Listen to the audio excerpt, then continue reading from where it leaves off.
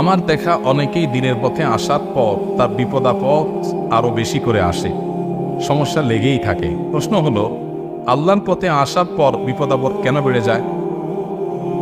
এরকম অভিজ্ঞতা আমারও আছে। আমি অনেককে দেখেছি যে আল্লাহর পথে আসার আগে তার এত বিপদ আপদ ছিল না। আমি অনেক ব্যবসায়ীকে ব্যক্তিগতভাবে চিনি, যে ব্যবসায়ী একটা সময় দেখা গেছে যে তার নামাজ কালাম পড়তো না, এত সমস্যা ছিল না, ব্যবসার দিনকাল ভালোই গেছে। এরপরে বলে, হুজুর যখনই আল্লাহর পথে আসলাম, তওবা করলাম, নামাজ পড়া ধরলাম, এখন দেখি একটার পর একটা বিপদ, ব্যবসা বাণিজ্যে আপনার অগ্রগতি নাই, তারপরে নানান সমস্যা তৈরি হচ্ছে। এগুলো কেন হয়? এটা আসলে অমূলক না। আমি আমার বাস্তব জীবনে অনেককে দেখেছি যে আল্লাহর পথে ফিরে এসেছেন, একটার পর একটা বাধা, আগের দিকটা ভালোই ছিল। এটা মূলত আল্লাহ রাব্বুল আলামিনের পক্ষ থেকে পরীক্ষা হওয়ার সম্ভাবনা সবচেয়ে বেশি। আপনি যখন আল্লাহর দিকে আসেন, সম্ভবত ইবনুল কাইয়্যিম রাহিমাহুল্লাহ অথবা ইমাম ইবনে তাইমিয়া রাহমাতুল্লাহ দুজনের কোনো একজন হবে, তাদের একটা উক্তি আছে খুব চমৎকার। সেটা হলো, আল্লাহর দিকে যখন কোনো বান্দা আসে, আল্লাহর কাছাকাছি আসে, আল্লাহ তখন অনেককে ধাক্কা দেয়। ধাক্কা দেন বলতে ফিজিক্যালি ধাক্কা না, মানে আল্লাহ রাব্বুল আলামিন পরখ করতে চান। আল্লাহ সব জানেন কার ভেতরে কি আছে না আছে, তিনি আলিমুল বিজাতি সুদূর, কিন্তু তিনি প্রমাণ করতে চান যে এই যে আমার দিকে আসছে, এই আশাটা পিওর কিনা, আসলেই সে আমার দিকে আসছে কিনা। যদি ভেজাল হয় তাহলে একটা ধাক্কা খাওয়ার পর আর আসবে না, চলে যাবে।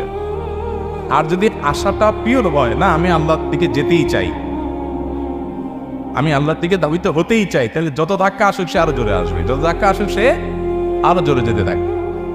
ব্যাপারটা এরকম যে ধরেন যখন আপনি সকালবেলা একটা চাদর গায়ে দিয়ে বের হয়েছেন, হঠাৎ করে বাতাস ছিটছে, ঠান্ডা বাতাস। বাতাস যখন আস্তে আস্তে বাড়তে থাকে, আমরা তখন কি করি? ওই চাদর আরো জোরে ধরে, তাই না? কেউ ধরেন কোনো নদীতে ডুবে গেছে, তখন তিনি যদি কোনো কলা গাছ বা কিছু পান, এটা তিনি জড়ায় ধরবেন। ঢেউ যদি বাড়তে থাকে, জোরে জোরে আসতে থাকে, তখন সে চিন্তা করবে যে এতক্ষণ যে ঢেউ ছিল এর মধ্যেই ধরে থাকতে পারতেছে না, এখন যে ঢেউ আসতেছে আরো জোরে, এটা তো থাকার প্রশ্নই ওঠে না, অতএব কলা গাছ ছেড়ে দিই। এটা করে কেউ? বরং কি করে, ঢেউয়ের মাত্রা যখন বাড়ে তার ধরাটা আরো শক্ত হয়। এটা দ্বারা বোঝা যাচ্ছে সে চাচ্ছে বাঁচতে, অর্থাৎ তার বাঁচার উদ্দেশ্যের ভিতরে কোনো খাত নাই। এটা ঢেউ যত বড় হয়, সে নিজেকে প্রমাণ করবে তত বেশি সুযোগ পায়।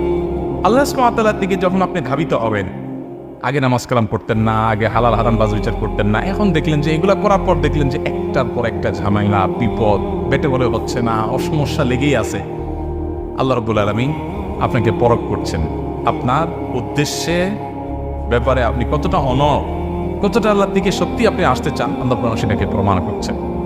এই জন্য ওই টাইমগুলোতে একটু সবরের সাথে পার করতে হয়। এই সময়টা পার হয়ে যায়, হয়তো কারোর অনেক লম্বা সময় ধরে সফর করতে হয়, কিন্তু পার হবে নিশ্চিত। বিধায় এই সময়গুলোতে সবর করতে হয়।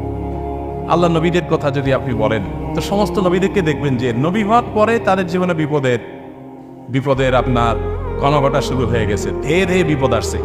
ইউনুস আলাইহিসসালাম মানে নদীতে ফেলে দেওয়া হলো, তাকে মাছের পেটে চলে যেতে হয়েছে। আইয়ুব আলাইহিসসালাম রোগে পুরো শরীর শেষ হয়ে যাওয়ার উপক্রম হয়ে গেছে।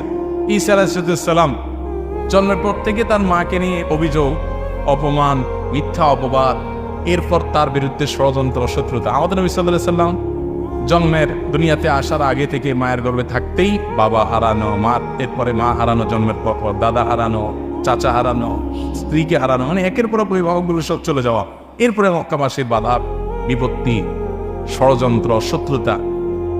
যত নবীদের জীবন দেখবেন সবগুলো এরকম। আদম আলাইহিসসালামকে দেখেন, আল্লাহ জান্নাতে দিলেন, একটু আরামায় এসেছিলেন, কিছুদিন যেতে না যেতেই ইবলিসি করে দিল বাইরে, অশান্তি শুরু হয়ে গেল। তাহলে বোঝা গেল যে আল্লাহর দিকে আসলে সে এ ধরনের পরিস্থিতির মুখোমুখি হওয়াটা অস্বাভাবিক না, এটা আল্লাহর পক্ষ থেকে পরীক্ষা। আল্লাহ বলেছেন,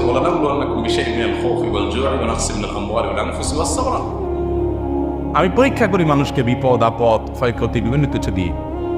এরপর ওয়াবাশশিরিস সাবিরিন, আল্লাহ বলেছেন এগুলোতে যারা টিকে থাকতে পারে এদেরকে সুসংবাদ দাও।